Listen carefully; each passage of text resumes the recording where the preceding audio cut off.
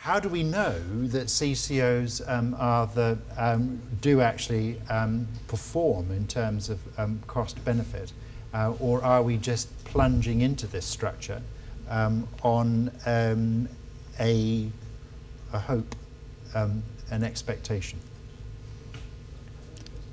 Well, we did debate this in Parliament, and at the end of the day, the imperative that drove, in my view, much of what Minister Hyde was up to was the elections that are going down in 2 or 3 months. There was a decision made, we needed to get the Supercity, they needed to get the Supercity ready for the elections. It didn't need to actually hinge on that set of elections, but that's happened.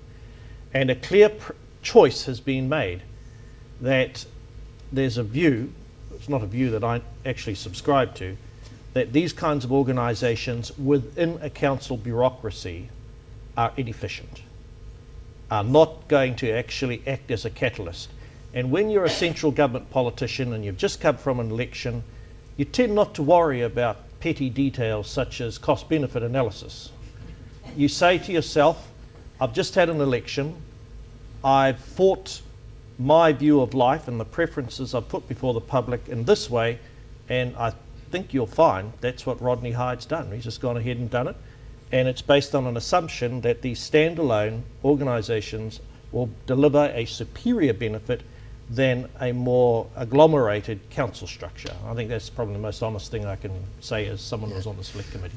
But we're not creating a strange new beast here. Council-controlled organisations do exist, albeit on a much smaller scale than we're going to get. I tend to link them back, though, to the philosophy that drove us towards SOEs, in all honesty. When you strip it right back, the separation of function, etc. But there is good analysis and good experience, good practice around council-controlled organisations, and some good studies, Peter, of how they work, whether it be in New Zealand or larger scale ones overseas. Would that be the case? We probably have a better track record than most countries in that particular space, and we've certainly got a better legislative framework. But I think the other thing to keep in mind is these are not all the same. They're very, very different animals. Water care is very different from Auckland Transport, which is very different from the Economic Development and Events CCO. I'm probably a little bit concerned about the major regional facilities CCO, because that's going to lump together a series of quite different activities, each of which have their own passionate communities, zoo, art gallery, museum and so on. And it's going to be very, very important to ensure that those different constituencies' ability to feel that they're still closely engaged with that one activity is preserved.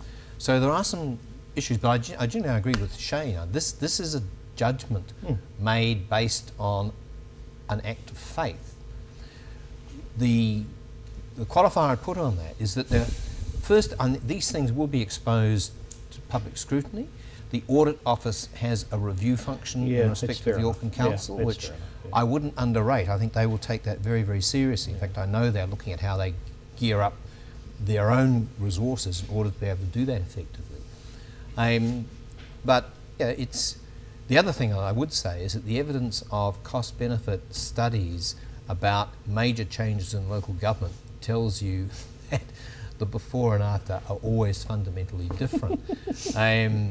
And there's very little evidence of studies in advance actually being borne out by what happens in practice. That's a very polite way of saying that kind of like anything could happen. That's not quite that bad. Expect rather a different outcome necessarily. So last thought from the floor. Thanks. Thank you, Sandy Taylor here. Interesting listening to all the speakers tonight, and I have to agree, there has been apathy in Auckland over the Supercity. I don't see anyone getting up and marching up Queen Street. I see everyone sitting at home, and I know there were some small ones. I'm talking about big ones where people came out of their homes. Everyone sat at home and said, oh, I've got a Supercity coming. Titch, titch.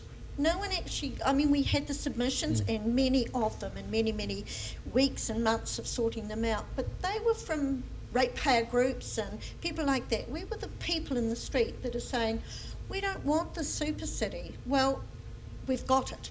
We've got it, and I think you're quite right there, Peter. We have to get excited about this, and we as people have to make it work. And instead of sitting back and saying, well, we hope it works and we hope we've got the right people, let's get in behind it and get it to go. Rowena, if I could just say something to you, many of us, me included, have multiracial families now.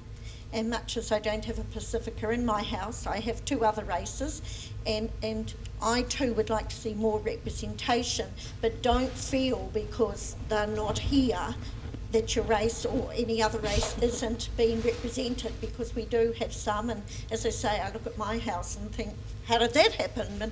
And I love my grandchildren and my in-laws, and I don't see race, creed or colour. Don't worry, Sandy, it's probably a more sarcastic analogy of a fear of what might happen to the new board or the new council, so don't worry. Well, as I say, let's get some of them out there standing. They've still got about 23 days to do so. Yeah. Well, thank you very much indeed.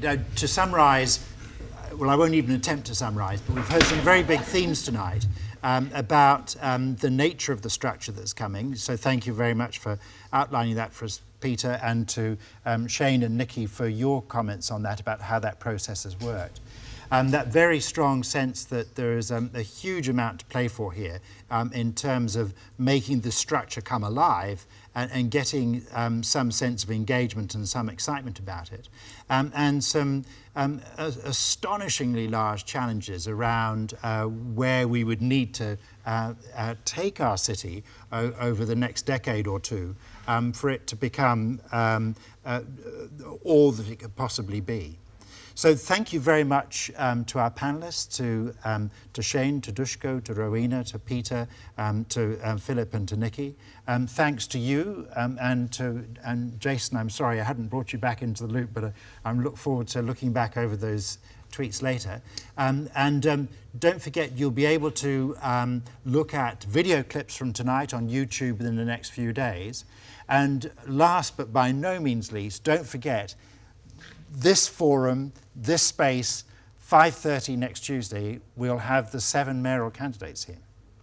And I doubt that it will be quite as quiet and thoughtful and attentive amount of listening that's gone. I suspect it's going to be a rather livelier session.